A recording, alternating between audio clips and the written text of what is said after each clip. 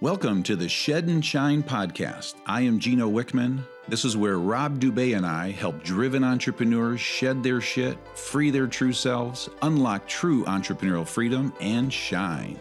We truly appreciate you taking the time to spend with us, and we hope to make a huge impact on you. Hello and welcome back. This episode I call the 10-year business cycle. And so this is something that was taught to me by my business mentor 30 years ago. His name was Sam Cupp, and he was absolutely incredible for me in my 20s. And so at around age 27, he taught me the 10-year business cycle. And what he taught me, I'm feeling very compelled to share with you for some reason today in this episode. And so with that, here we go. So the 10-year business cycle works like this. And what he taught me is that in a 10-year business cycle, you will have 6 good years, 2 great years, and then 2 bad years that could potentially put you out of business. And so obviously I'm speaking to you driven entrepreneurs out there, and the idea and the goal of this episode is to help you become aware, to help you prepare and be prepared. And this absolutely ties into discipline number 1, 10-year thinking, which I'll come back to in just a little bit here. But what's ironic and what's crazy and just amazing is that since he taught me this 30 years ago, it has held true. And so I've now experienced 3 10-year cycles in the last 30 years that I personally in my businesses have had 6 good years, 2 great years, and 2 bad years. And I'll touch on that in just a little bit as well. And so it has held true since the day he taught it to me. And the idea here is obviously in the 6 good years and the 2 great years, you want to make hay while the sun shines, as the saying goes. And like I said, this is about being prepared.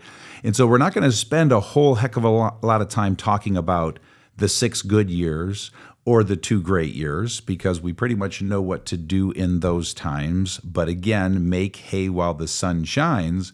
We're going to talk about being prepared for the 2 bad years, having experienced this again in 3 cycles, and then having helped my clients, survive and experience this during 3 cycles. So there's a great saying by Warren Buffett that goes, "When the tide goes out, it reveals who has been swimming naked." And so it's one of my favorites. And it kind of says it all here, because what happens for us driven entrepreneurs running our businesses, we think in those 6 good years and those 2 great years, it's going to continue on like that forever. And it just doesn't work that way. The 2 bad years are coming. And I'm not trying to create a doom and gloom here thing again. It's all about preparation and being prepared. And there's something I teach, and I touched on this in a previous episode, and I just call it my Finance 101 class. And I'm not going to get into that and fully teach it in this episode, but there's 3 basic parts to it. And one is understanding the definition of true financial independence, which most driven entrepreneurs don't understand. And that simply means that you have enough money invested that the interest from that money, the returns from those investments, support your lifestyle. And so if you have a $500,000 lifestyle, $500,000, and you're generating a 5% return on your investments, that simply means you need $10 million invested to throw off your $500,000 to support your lifestyle. That's financial independence. Number 2 is having a budget, knowing your budget personally and in your business, so you understand and you're monitoring your expenses. Number 3 is called the 3 buckets to financial freedom. And very high level, the first bucket is the safety bucket. The second bucket is the financial independence bucket, which is where you're putting enough away every month to reach financial independence. And then the third bucket is kind of the risk bucket, where once the first 2 buckets are full, you're putting any additional dollars, if you're a risk taker, into the risk bucket, taking bigger risks, higher risks to hopefully far exceed your financial plans. With that said, that's the real high level. What I'm going to focus on for this episode is the first bucket, the safety bucket. And the safety bucket is all about you having enough cash reserves to survive 3 to 6 months of no income. And so for the sake of this conversation, I'm going to use 6 months because I'm going to err on the side of being more conservative. And so what I'm talking about here is having 6 months cash reserves, both personally and professionally. And so if your personal income stopped for 6 months, you could support your lifestyle. And if your business took a hit, you could survive 6 months. You have enough cash flow that the business can survive for 6 months. Now, with that said, you choose the number of months. Some people have as much as 12 months because they're very conservative. Some people have 1 month because they're risk takers. My urging is 3 to 6 months. You decide again, but I'm going to keep referring to 6 months as the magic number here. So assuming that's the case, then all of a sudden you are now prepared for the 2 bad years. I'll come back to that in just a minute. Now, as you go forward, it's very simple math right now, because if you look back and you realize that you have experienced 8 really good years, 6 good ones, and 2 great ones, there's a good chance that your 2 bad years are coming. If you're just coming out of your 2 bad years, then there's a good chance you've got a 6 to 8 year run ahead of you of good to great years. Nonetheless, it's all about being prepared. And again, I'm going to say it again, I'm not trying to preach a doom and gloom here. I'm just wanting you to be prepared. With all of that said, it's not always an external force. I want to give you some examples looking back on the last 30 years for me personally in terms of what caused and drove the 2 bad years. And so going all the way back to the dot-com crash in 2001, that was my first experience of the 2 bad years. And that, quite frankly, completely wiped me out. I went from being a millionaire to $200,000 in debt overnight. So those 2 years were brutal, and I was not prepared. And that's where I really learned how to be prepared. The second was the Great Recession of '08 and '09. And so it happened again. I took about a 30% hit to my revenue in business and income. And fortunately, I was prepared. And so as brutal as it was at 33 years old when I lost everything in that dot-com crash, when it happened again in '08 and '09, and my wife, experienced that intimately with me. When it happened in '08 and '09, I remember her saying to me, "Oh no, not again." And then I was able to say to her, this time I'm prepared, honey. So with that said, again, be prepared. The third time it's an interesting one. So COVID is really fascinating. So I don't believe, that COVID was the 2 bad years. And so for those of you listening, if you're thinking COVID was, what's interesting about it is half the businesses absolutely thrived in COVID and half of them got their butts kicked. And I think it's actually a little less than half got their butts kicked. So some of you had your 2 bad years during COVID, and some of you had your 2 great years during COVID. So, just be careful. COVID may not have been the bad years. And this gets to my point. It's not always external. So sometimes it's not about what happened to the economy, to the world. And so sometimes it's something that happens to just you and your business. And so it's a really bad decision you made that you're going to pay for 2 years. Sometimes it's a massive industry change in your industry that just absolutely kicks your ass. So just know it's not like every business experiences this 2 bad year thing simultaneously. Although sometimes it does happen, i.e. the Great Recession of '08 and '09, and for a lot of us during the dot-com crash of 2001. So what I'm trying to help convey here is the learning that I experienced, and I sit here wondering, is that possible? Because my business mentor taught this to me at 27 years old, And 6 years later, at 33 years old, I had my 2 bad years and I was not prepared. And so I had to experience getting my ass kicked and losing everything to finally learn how to be prepared. And so this is why I'm trying to, as best I can, get you to feel it and experience it so you don't have to experience it to the degree that I had to. Most of you already had, and it's ingrained in you.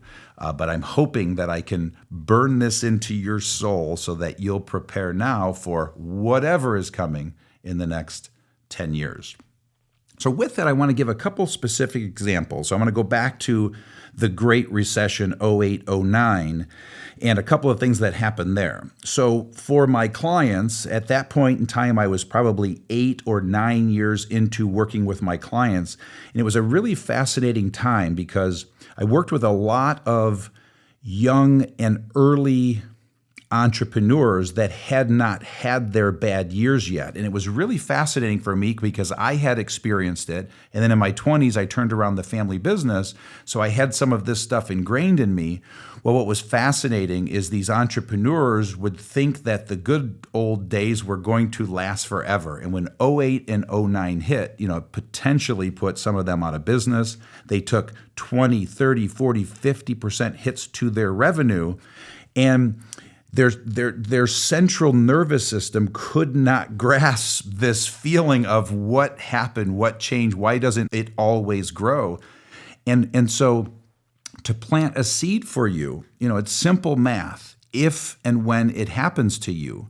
But if you take a 30% hit to your revenue, and so let's hypothetically pretend you're a $10 million company, you take a 30% hit, all of a sudden, overnight, you're a $7 million company.